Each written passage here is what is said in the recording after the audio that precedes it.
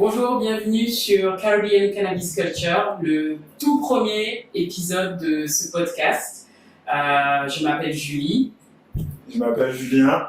Et on fait partie de Cannec French West Indies et on a décidé de lancer ce podcast qui permettra de donner beaucoup d'informations, d'éduquer, de parler de tout ce qui se passe en termes de cannabis, chanvre, CBD, loi, législation, ce qui se passe dans certains pays, innovation, nouvelles technologies, quoi encore. Et question de société aussi. Aussi. Nous, on va vraiment essayer pour ce podcast, ce tout premier podcast, qui sera aussi disponible en français et en anglais, parce qu'on veut vraiment toucher toute la Caraïbe pour ce podcast. Donc, vous aurez des invités francophones, des invités anglophones, et tout sera traduit, peu importe l'invité présent. Et donc avec ce podcast, on veut vraiment parler un petit peu plus du côté positif que du côté négatif du cannabis. Le côté négatif, on le connaît bien, on nous l'a rabâché depuis qu'on est tout petit. Ouais. Avec les méfaits du cannabis, en mode ça nous fait atterrir dans la rue, on progresse pas dans la vie qu'on fume. On est à paro. Voilà, toutes les images négatives liées au cannabis, on les connaît déjà. Et avec ce podcast, on veut vraiment apporter autre chose parce que le cannabis n'est pas que ce qu'on a pu connaître, que ce qu'on a pu recevoir comme idéologie quand on était petit. Il y a aussi d'autres choses, peut-être plus vertueuses, plus bénéfiques à apporter. Et l'un des objectifs de ce podcast, c'est ça. Je pense qu'en France, c'est un gros problème qu'il y a, c'est qu'au lieu de se focaliser sur les drogues, ils se focalisaient sur les consommateurs. Exactement, et voilà, de toute façon, la législation jusqu'à aujourd'hui montre très bien qu'on sanctionne le consommateur et au lieu quelque part d'encadrer la consommation, puisque le cannabis c'est pas nouveau, ça fait des générations que ça dure, et en fait on est toujours dans une logique où on veut réprimander, alors qu'aujourd'hui on pense que faut vraiment passer sur un autre paradigme où on veut cadrer, accompagner ou réguler un peu tout, bien que ce soit la consommation, la production et tous les autres sujets liés au cannabis. Exactement. Et donc, comme je disais, c'est important justement de montrer qu'il y a aussi un côté positif avec le cannabis parce qu'avant tout, c'est une plante. C'est une plante qui peut être utilisée industriellement, thérapeutiquement, récréativement entre guillemets. Moi j'aime pas trop ce terme, je préfère dire non, donc le cannabis non médical au lieu du cannabis récréatif. Ok, mais du coup pourquoi t'aimes pas ce terme récréatif? Parce que regarde, quand tu rentres chez toi, tu dois encore travailler sur quelque chose, tu travailles, il est 21h, est-ce que tu fumes un joint pour justement faire la fête? Parce que pour moi l'aspect récréatif, le mot récréatif, c'est très synonyme de fête, tu vois, faire quelque chose qui a vraiment enjoué, etc. Okay. Alors que beaucoup, justement, vont consommer pour se calmer un petit peu. Ouais, c'est le principe du spiff de fin de journée, après une journée de travail, après avoir passé des fois 2 heures dans les transports. Effectivement, quand on arrive chez soi, on aime bien se poser. Mais du coup, oui, donc du coup, pour toi, la notion de récréatif, c'est vraiment lié à un contexte particulier, un contexte récréatif, du coup. Contexte récréatif, et pour moi ça a pris beaucoup pour moi ça a une connotation un peu négative par rapport à mon expérience.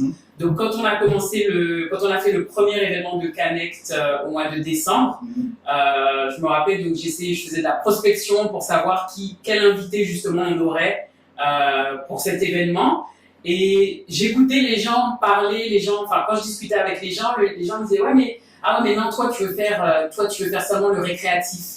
Je dis, mais en fait, le fait qu'ils amenaient cette notion en disant, toi, tu veux faire que le récréatif, ça veut dire qu'en fait, je voulais parler que de la drogue.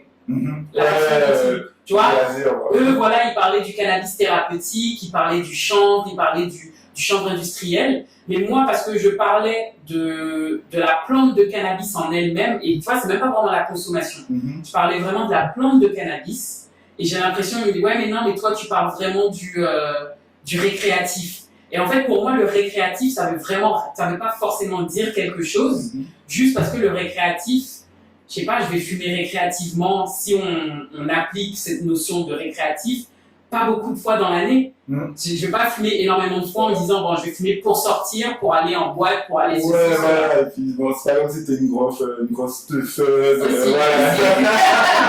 Aussi, j'ai laissé ça derrière moi, donc il y a ça aussi, mais c'est marrant en fait de voir comment certains mots ont pris une ampleur un peu différente. Et justement, moi, c'est pour ça que quand les gens me disent « Ouais, mais toi, tu parles que du récréatif », je dis « Non, moi, je parle de la plante de cannabis. » Mais du coup, quelque part, alors que tu parlais de la plante de cannabis et dans sa globalité, il y a différents champs que ça peut prendre, pourquoi pour toi, ils se sont arrêtés pourquoi ils ont estimé que toi, ton discours s'arrêtait sur le récréatif uniquement? Alors, je me souviens de cet événement-là, les différents sujets qu'on avait abordés étaient plutôt larges. Exactement. Pourquoi tu penses qu'ils se sont arrêtés à ça? Parce que je pense que c'est comme ça qu'on est en train de...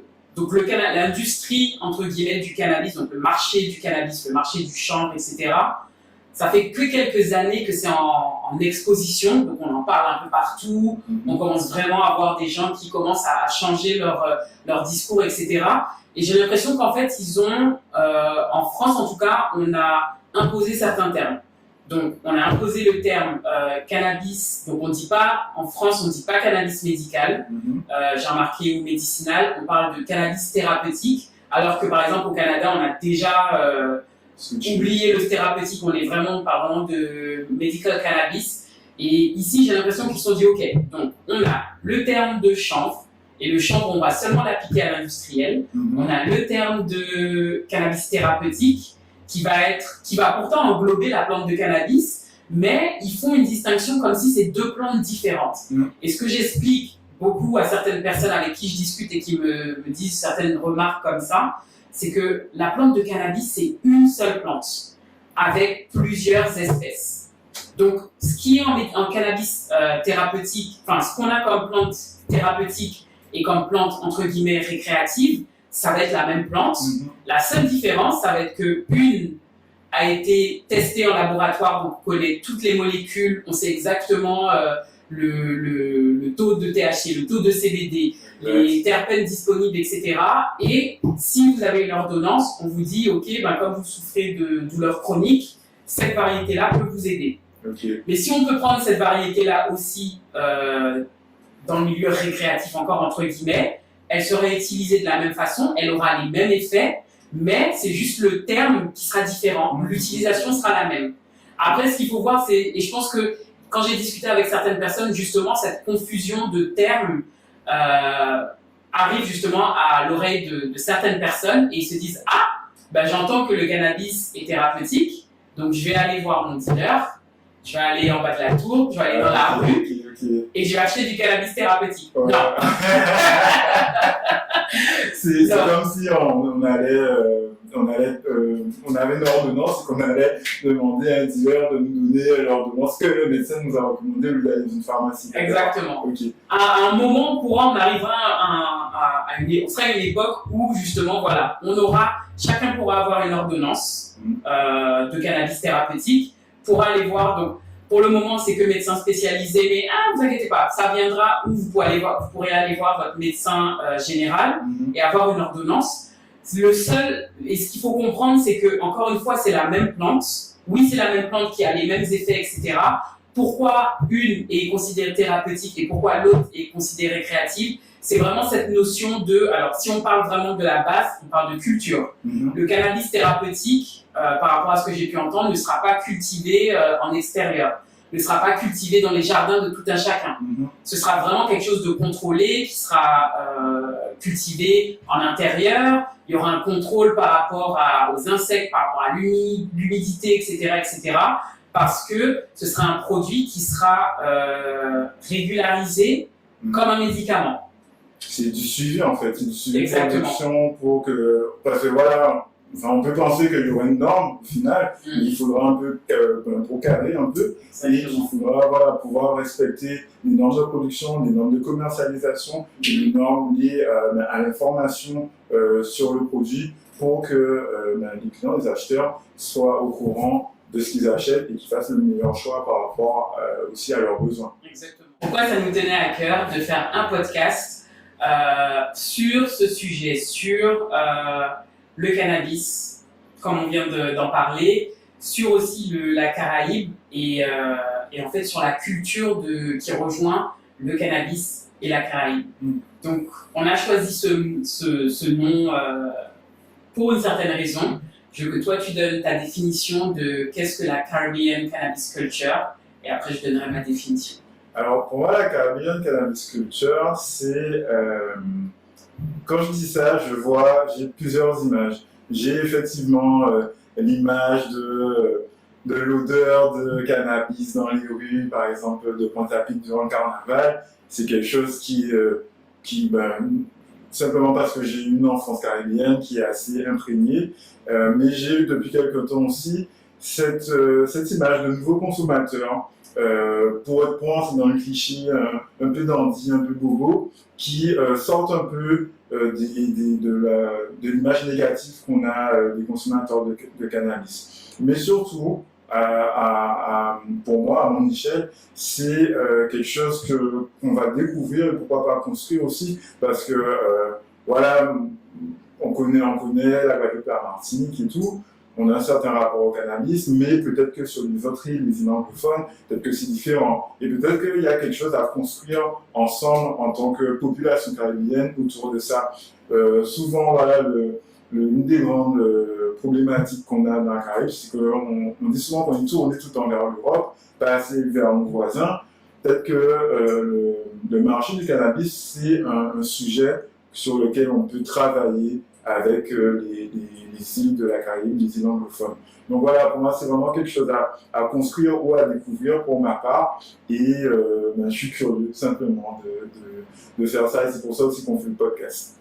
Exactement, c'est vraiment ça. Donc, Caribbean Cannabis Culture. Donc déjà, comprendre la notion de cannabis culture, la culture cannabis. Donc, culture dans le sens plus culturel et pas cultivation. Voilà. Et montrer que voilà, il y a un certain lifestyle autour de tout ça. Donc, effectivement, nous, on connaît, surtout ici, on connaît vraiment le côté négatif des fumeurs de ganja, des fumeurs de weed, des rasta, etc. On connaît cette image et sans pour autant les laisser de côté. C'est pour ça que je pense qu'il y a un travail réel justement pour englober tout le monde. Donc, les consommateurs qui sont là depuis des 40, 50 ans, avec les nouveaux consommateurs de maintenant. Et justement, c'est ça qui fait la culture cannabis. C'est de se dire, OK, on arrive à intégrer la plante de cannabis dans son quotidien, pas forcément en consommant tous les jours, mais justement en l'appréciant, en la respectant.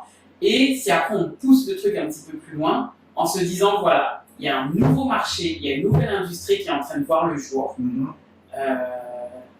On peut y faire partie, on va en faire partie, mais comment on va en faire partie? Voilà, c'est exactement ça. Et puis, je rajouterais même une autre case, c'est la recherche de... Quand on parle de culture, la culture, c'est quelque chose, ce sont des éléments communs à plusieurs individus dans une population. Il y a aussi cette notion de construire, de recherche de ce qu'il y a de commun entre nous, dans le domaine, enfin quand je dis entre nous, entre Caribéens, mais appliqué dans le domaine du cannabis. Je pense qu'il y a quelque chose à faire là. Alors, je ne sais pas s'il faudra le construire ou si c'est déjà présent. Il faudrait que je parlais tout à l'heure de découverte. Donc, voilà.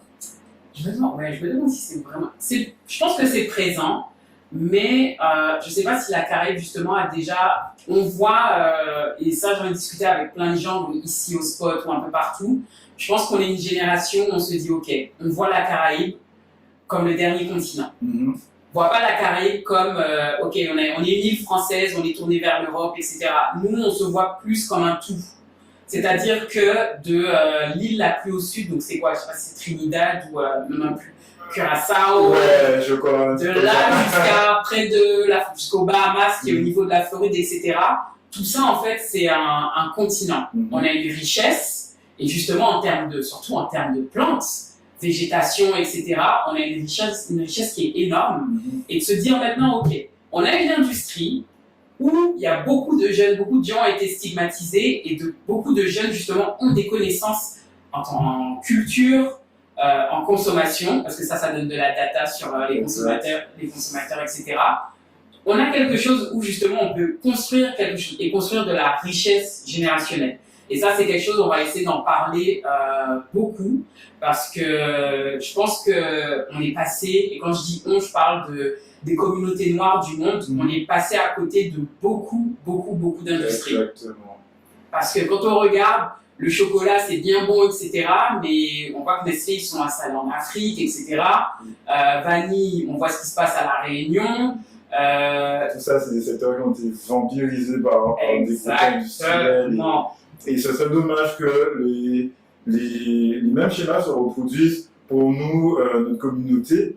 Surtout que il y a quelques années, enfin, toi-même tu sais mieux que moi, historiquement, par exemple, aux États-Unis, la diabolisation de la marijuana allait avec la stigmatisation des minorités, dont les minorités noires et hispaniques. Donc, ce serait dommage qu'on nous ait tant collé cette image de consommateurs, de voyous, de bad boy et tout, et que le jour où il y a de l'argent à se faire, on ne puisse pas récolter notre part. C'est vraiment dommage. Et aussi, une autre chose pour revenir sur la Caraïbe, on est riche dans notre diversité, c'est-à-dire que, à l'image du café, le café bleu de Jamaïque, je crois, et tout, on peut aussi pourquoi pas voir si on peut obtenir des singularités, que ce soit en termes de production des espèces, ou autre, je ne sais pas. Mais voilà, je me dis qu'il y a quelque chose à faire parce que on est un continent, chaque île a ses propres particularités,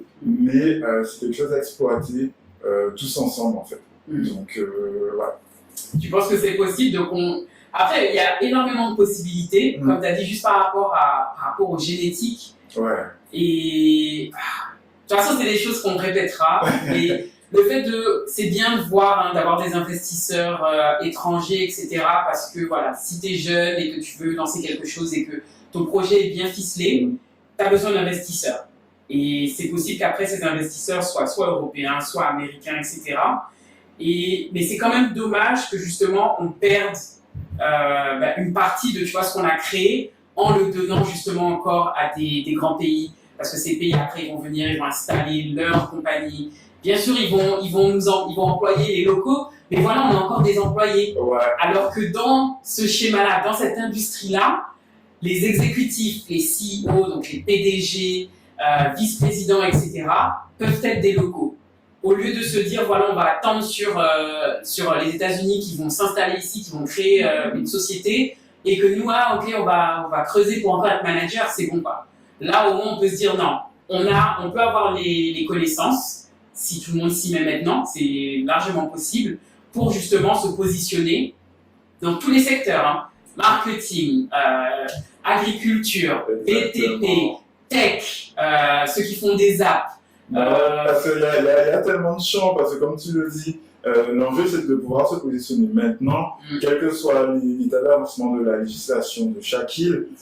Bon, nous, on est clairement en retard. Peut-être on n'est pas si mal placé par rapport à certaines îles, je sais pas. Mais voilà, le but c'est de commencer maintenant dans le cadre qu'on a, et pour éviter que d'autres agents extérieurs ne viennent prendre la place, parce que je pense à un truc simple, c'est ne serait-ce que les terres, par exemple, le truc, si on arrive à former une espèce de lignage et tout, ne serait-ce que dans une île, ensuite inter-île, c'est une moyenne de pression pour faire contrepoids face à des acteurs sortis d'Amérique du Nord qui viendront tôt ou tard, pourquoi pas racheter nos terres. Et c'est quelque chose on se fait une fois de plus déposséder quelque part.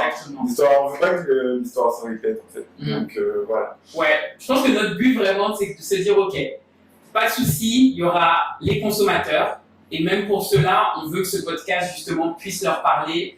Ah ok, il y a ça qui est en train de se faire, il y a tel produit qui se fait, comment comprendre le CBD, etc. Mais aussi, on veut parler aux autres, à ceux qui sont prêts à se dire, ok, moi vraiment je consomme du cannabis depuis tant d'années, je veux vraiment me dire que voilà, si je veux faire ma vie justement, c'est en travaillant avec cette plante et faire quelque chose pour justement positionner mon île. Donc non seulement se positionner sur l'île, positionner son île au sein de la Caraïbe et aussi se positionner dans le monde entier. Le truc, c'est qu'aussi, au niveau local, il faut comprendre que en circuit court, il y a déjà quelque chose à faire.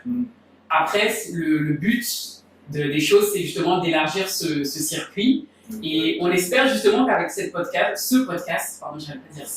avec ce podcast, on pourra justement prendre conscience de l'ampleur des choses. Et aussi par la suite, par rapport à certaines interviews ou certains portraits qu'on fera, certaines personnes se diront « Ah, mais il y a quelqu'un qui fait ça là, je sais pas moi, aux îles Vierges par exemple, ça m'intéresse, je vais prendre des contacts, etc. » Et peut-être arrêter d'avoir peur de se dire « Ah non, mais moi si je voyage, c'est seulement pour aller en France. » Non, je vais prendre un billet, je vais justement aller dans la zone, et je vais voir ce qui se fait parce qu'il y a énormément de choses qui se font à notre niveau. Exactement. Exactement. Donc voilà, en gros, c'est ça quand on a parlé de beaucoup de choses, mais quand on parle de Caribbean Cannabis Culture, on parle vraiment de ça. Et on aimerait que justement de plus en plus de monde comprenne cette notion et fasse le chemin avec nous, quoi. C'est exactement ça, pouvoir faire immerger, montrer ce qui se fait, et pourquoi pas commencer à créer, à poser des choses, à prendre les devants, et pour troisièmement, se positionner de manière pérenne et sur du long terme. Exactement. Et donc, pour ce podcast, ce qu'on va essayer de faire, donc c'est quelque chose qui évoluera aussi. Là, c'est l'édito, si on veut, du podcast. On essaie vraiment de planter le décor et de montrer, ok, dans quelle direction on va aller. Mais on va toujours essayer d'évoluer, surtout par rapport à au retour qu'on aura. Donc on va essayer on aura des interviews, donc encore une fois, francophones et anglophones, et surtout des acteurs caribéens qui se sont positionnés déjà dans d'autres pays, donc que ce soit au Canada, que ce soit en France, que ce soit aux États-Unis, etc. Donc il y aura des interviews, portraits, je pense. On va essayer de présenter certaines personnes et de raconter aussi certaines histoires, parce que je pense que c'est important, positive encore, pour essayer de contrebalancer un petit peu. Donc, je pense on le dira assez souvent, parce qu'il y a peut-être des gens justement qui vont encore dire que oui, on fait l'apologie, on force les gens, on parle de ça, mais on ne parle pas du côté négatif. Encore une fois, le côté négatif, tout le monde on connaît déjà. Exact. Et puis, vous aussi, vous qui écoutez ce podcast, n'hésitez pas à réagir, à commenter, pour créer du débat, pour créer de l'interaction, et pour échanger aussi, parce que des fois les idées naissent des débats, et c'est là, c'est encore une fois notre richesse, quoi. C'est là que c'est encore plus valorisant. Ok, donc pour cette première saison de Caribbean Cannabis Culture Podcast, on aura pas mal d'invités, on aura des invités, on a essayé de faire un effort pour justement pour représenter la Caraïbe et pas seulement la Guadeloupe, ou pas justement faire que les autres îles. Donc on aura des intervenants d'origine caribéenne qui vivent en Amérique du Nord et qui justement sont déjà acteurs de l'industrie du cannabis. On aura des professionnels de santé locaux, donc d'ici, avec qui on aura des discussions sur le cannabis et sur donc l'image qu'ils ont de la plante et la relation qu'ils voient justement avec leur domaine. Donc, notamment, on aura une toxicologue qui justement parlera de son expérience. On discutera aussi avec la communauté Rastafari de Guadeloupe. Et ce qui est intéressant, c'est qu'avec eux, on va pouvoir non seulement voir leur point de vue sur ce qui est en train de se passer déjà, donc quand on voit qu'il y a des pays qui sont légaux, etc. Et surtout, ils vont nous parler de ce qui se fait dans le reste de la Caraïbe, parce que je crois que toutes les communautés sont liées. Et on va pouvoir nous dire justement ce qui se passe sur les autres îles. Moi, je trouve ça hyper intéressant parce que chez eux, le cannabis, c'est vraiment un élément culturel, ça fait partie de leur culture. Alors que aujourd'hui, dans la plupart de la population, le cannabis, c'est quelque chose un produit consommable, simplement. Donc, je trouve ça hyper intéressant. Ouais, et surtout, ce qui va être intéressant avec eux, c'est qu'on va pouvoir justement connaître un petit peu ou en apprendre un petit peu plus sur les lois des autres îles. Donc, il faut se dire qu'il y a des communautés Rasta sur chaque île. Donc, comment les gouvernements se sont dit, OK, on va les intégrer directement dans la loi pour qu'eux aient un statut spécifique. Et ça peut être intéressant parce que, après, je ne sais pas si justement la France prendra ça en considération. Sachant que voilà, le mouvement Rastafari, etc., c'est pas quelque chose qui est forcément commun à la France, mais plus à la Caraïbe. C'est vrai, ça. Donc, ce serait intéressant de voir ce qu'ils disent par rapport à ça. Donc, j'ai bien hâte. Hein. Et on discutera aussi de pas mal de sujets, notamment le sujet de la productivité, de l'entrepreneuriat avec la consommation de cannabis. Et aussi justement le fait de consommer en tant que femme. Et ça, j'essaie vraiment de le placer parce que je pense que le stigma autour du cannabis touche les femmes différemment. C'est-à-dire que l'image qu'on voit d'une femme qui consomme, une femme mère en plus, qui consomme, sera vue d'une certaine façon. Et parfois, c'est bien justement d'entendre ce que ces femmes ont à dire parce qu'elles sont mères, elles travaillent normalement, elles ont une vie normale. Et c'est juste qu'au lieu de boire du rhum, au lieu de boire de l'alcool, elles ont décidé d'avoir une approche un peu plus naturelle. Et on discutera de ça. Ok.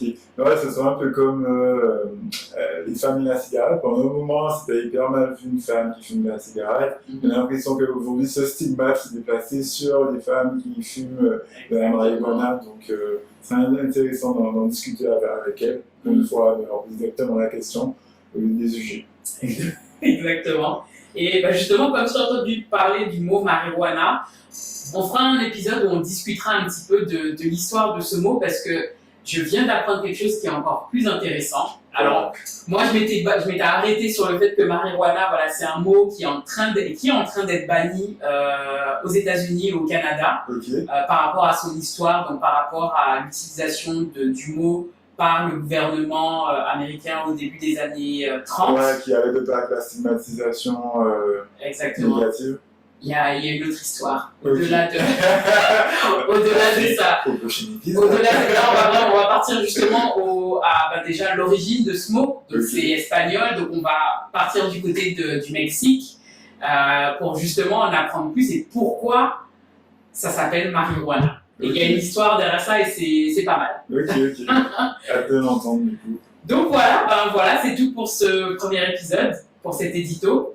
Donc, du coup, en perspective, une vision ainsi 360 avec différentes expériences et de différents endroits du globe pour ce podcast. Exactement. Donc voilà, c'est tout ce qu'on vous concocte pour les prochains épisodes, pour la première de ce podcast. Donc, restez bien à l'écoute et sur Canette French West Indies, Canette FWI sur les réseaux. Voilà, c'était le premier épisode de Caribbean Cannabis Culture. Merci de nous avoir écoutés et à la prochaine. À la prochaine. C'est que de la merde à la fin, c'est Caribbean Cannabis Culture.